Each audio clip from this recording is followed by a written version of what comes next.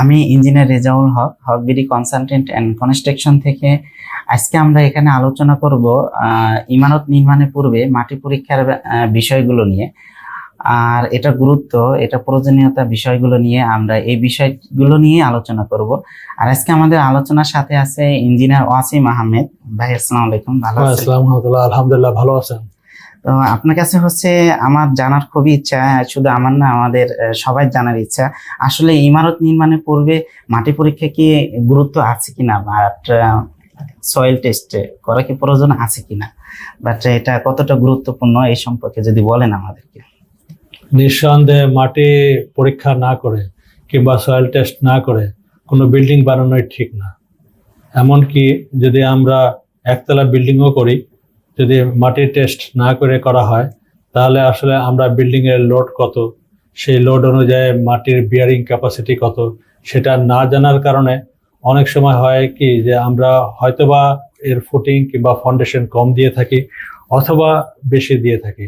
যদি বেশি দিয়ে থাকি তাহলে সেটা ওভার ইকোনমিক হয়ে যাবে, ব্যয়বহুল হয়ে যাবে। আর যদি আমরা ফুটিং কম দিয়ে থাকি তাহলে ভবিষ্যতে দেখা যাবে যে সেটা সেটেল করতেছে, দেবে যাচ্ছে কিংবা ক্র্যাক হচ্ছে। বিভিন্ন ধরনের সমস্যা আমরা ফেস করি প্র্যাকটিক্যালি কাজ করতে যে। তাই সেক্ষেত্রে আমি বলবো যে কোনো ইমারত নির্মাণ করতে গেলে, এমনকি যদি আমরা একতলাও ইমারত নির্মাণ করি, সেক্ষেত্রে অবশ্যই মাটি পরীক্ষা করেই করা উচিত। না, কিন্তু আপনি তো বলতেছেন একতলার ক্ষেত্রে, কিন্তু আমি অনেক সময় প্র্যাকটিক্যালি কাজ করি, তো অনেক সময় দেখা যায় কি যে গ্রাম অঞ্চলে গেলে যে 3-4 তলা বিল্ডিং করব, মাটি পরীক্ষা কেন দরকার গ্রামের বাড়িতে? কিন্তু আসলে এটা কতটুকু যুক্তিগত যে 3-4 তলা বিল্ডিং এর ক্ষেত্রে মাটি পরীক্ষা প্রয়োজন নাই, এরকম বলে থাকে, এবং এটা সম্পর্কে আপনি কি বলবেন আর কি?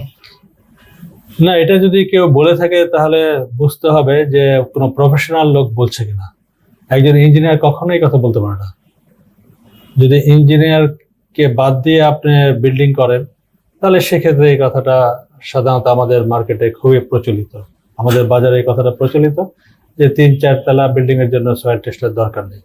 কিন্তু যখনই আপনি একটা লোড ক্যালকুলেশন করবেন এবং মাটির বিয়ারিং ক্যাপাসিটি কত সেটা জেনে তারপরে বিল্ডিং করবেন, হ্যাঁ, সেটা আসলে মাটির বিয়ারিং ক্যাপাসিটি যদি না জানা থাকে, বিয়ারিং ক্যাপাসিটি কথা থেকে বোঝা যাচ্ছে যে মাটির বহন ক্ষমতা। এই বহন ক্ষমতা আমরা কিভাবে জানবো যদি মাটির সয়েল পরীক্ষা নাই করা হয়, মাটির টেস্ট নাই করা হয়? তো সেক্ষেত্রে আপনাকে সয়েল টেস্ট অবশ্যই করা উচিত, সেটা একতলা হোক, 2 তলা হোক, 3 তলা হোক, শহরে হোক, গ্রামে হোক, যেখানেই হোক। আর আজকাল তো যাতায়াতের অনেক সুবিধা হয়ে গেছে, যার কারণে গ্রাম অঞ্চলেও দেখা যায় যে সয়েল টেস্টের যে সমস্ত জিনিসপত্র আছে এটা বহন করা খুব একটা কষ্টসাধ্য ব্যাপার না। যে কোনো একটা ছোট ট্রাক কিংবা ভ্যানে এগুলো নেওয়া যায়, এবং এটা খুবই আমি বলবো যে ইজি একটা ব্যাপার। আমরা যতটা মনে করি যে কঠিন, এরকম কঠিন কিছু না এবং এটা জটিলও কিছু না। সুতরাং গ্রাম অঞ্চলে যদি কেউ বিল্ডিং করতে যায় তাহলে অবশ্যই তার উচিত একজন প্রফেশনাল প্রকৌশলীকে দিয়ে, হ্যাঁ, এই বিল্ডিংটা ডিজাইন করে নেওয়া এবং সেই হিসাবে কাজ করা। তাহলে দেখা যায় যে বিল্ডিংটা যেভাবে একদিকে যেমন ইকোনমিক হবে, অন্য দিক থেকে বসবাস করে আরাম হবে, এবং অন্যান্য যে সমস্ত ডিমেরিটস গুলো রয়ে গেছে যেমন ফাটল ধরা, দেবে যাওয়া, এগুলো থেকে রক্ষা পাবো আমরা আশা করি। আর একটা ব্যাপার কি, মাটি পরীক্ষার ম্যাক্সিমাম ক্ষেত্রে অ্যামাউন্টের উপরে ক্লায়েন্ট ভয় পায় যে মাটি পরীক্ষা করতে গেলে অনেক মনে হয় টাকা লাগবে, যার জন্য মাটি পরীক্ষাটা এড়িয়ে যাওয়াটাই ভালো। তো এই ব্যাপারটা আপনি কিভাবে দেখেন আর কি?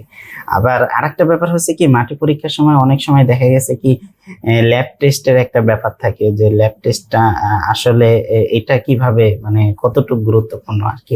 আমি যখন নাকি ফিল্ড থেকে স্পিটিটা নিয়ে আসবো, এরপরে আমি এটা ল্যাবে এটা কি পরীক্ষা করা, টেস্ট করা কি দরকার আছে কিনা, এই ব্যাপারটা ধন্যবাদ ইঞ্জিনিয়ার রেজাউল হক সাহেব, আপনার প্রশ্নটা খুবই সময় উপযুক্ত ভাবে বলবো, খুবই সময় উপযোগী। আসলে ব্যাপারটা কি, সয়েল টেস্ট করাটা আমি যেমন প্রথমেই বলেছি যে খুবই জরুরি একটা ব্যাপার। তাই সেই ক্ষেত্রে আমাদের গ্রাম অঞ্চলে অনেকে ভয় পায় যে সয়েল টেস্ট করলে অনেক টাকা লাগবে, কিন্তু ব্যাপারটা এরকম না। একটা বিল্ডিং করতে মিনিমাম 10 লক্ষ, 20 লক্ষ কিংবা 40 লক্ষ কিংবা 1 কোটি টাকা লাগে। বিল্ডিং এর ছোট বিল্ডিং ছোট হলে দেখা building এর গেছে দোতলা বিল্ডিং করতে গেলে 25-30 25-30 লক্ষ টাকা লক্ষ টাকা লাগে। তো সেক্ষেত্রে 10,000-20,000 টাকা যদি কেউ খরচ করতে দ্বিধা করে, তাহলে এটার জন্য তার জন্য একটা সুফল বয়ে আসবে না, এবং এটা কোনো মতেই একটা ওয়াইজ ডিসিশন বা ভালো একটা সিদ্ধান্ত হবে না। যদি উনি সয়েল টেস্ট করায় নেয়, তাহলে সেক্ষেত্রে মানে ওনার দেখা যাবে যে অনেক সাশ্রয় হয়ে যাচ্ছে। যে বড় ফুটিং উনি দিতে যাচ্ছে সে ধরনের ফুটিং দেওয়া নাও লাগতে পারে, আবার যে ধরনের বড় সেকশনের আমরা কলাম দেই, বিম দেই, সেটা নাও হয়তো বা দেওয়া লাগতে পারে। তো সেক্ষেত্রে সয়েল টেস্ট করে নিলে এটা সবার জন্য ভালো, এমনকি ক্লায়েন্টের জন্য ভালো, এবং এটা রেজাল্ট সয়েল টেস্ট করার পরে বোঝা যাবে যে আসলে উনি কতটা মানে সাশ্রয় করতে পারতেছে তার ইমারত নির্মাণের ক্ষেত্রে। তো সেক্ষেত্রে আমি বলবো যে অবশ্যই আপনারা সয়েল টেস্ট করেন, মাটি পরীক্ষা করেন, এবং পরীক্ষা করে তারপরে কাজে হাত দেন।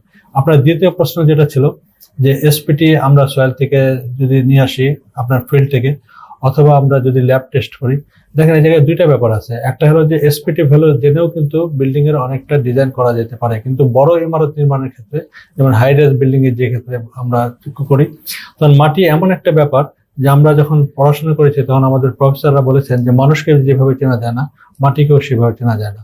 তো সেভাবে মাটির বিভিন্ন ধরনের ক্লাসিফিকেশন আছে, বিভিন্ন ধরনের স্তর আছে, এবং স্তর ভেদে মাটির বিহেভিয়ার চেঞ্জ হয়ে যায়।